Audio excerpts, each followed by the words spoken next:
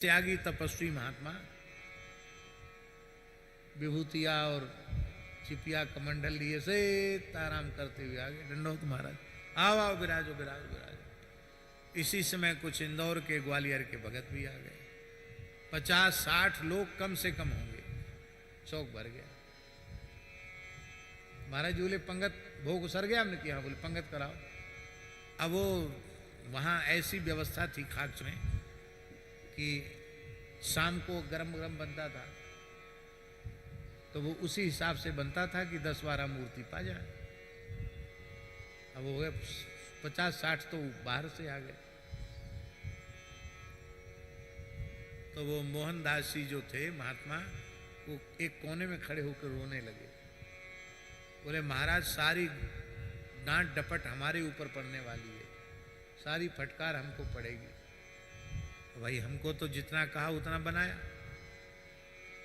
तो हमसे बोले आप महाराज जी के कान में कह दो कि थोड़ी देर बैठें, तब तक कुछ भात बना लेते हैं तो पूर्ति हो जाएगी, है ना। देदार में पानी और कम पड़ी तो हमने जाने।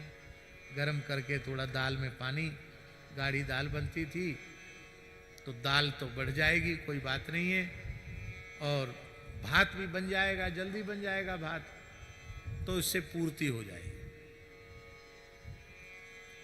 हमने महाराज जी को कहा तो महाराज जी ने बड़ी जोर से डांटा, हलट बकबक करता है।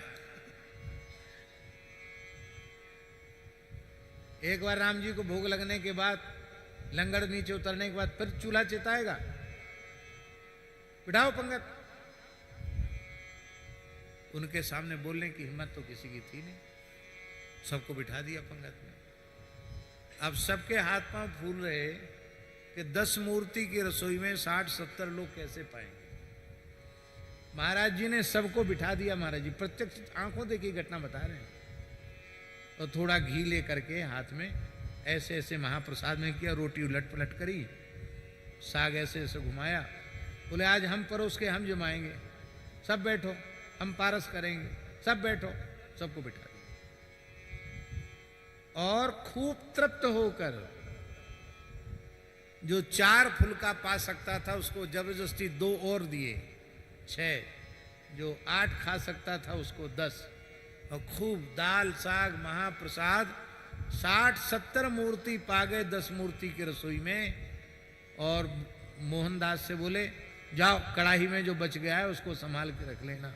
महाराज जी 10 मूर्ति का फिर बच गया, उतना ही। 70 मूर्ति पाने के बाद 10 मूर्ति का दाल साग भात सब बच गया, रोटी भी बच गई। मैंने अब क्या करें, इन आंखों को ऐसा विश्वास नहीं होता कि वो कैसे गया।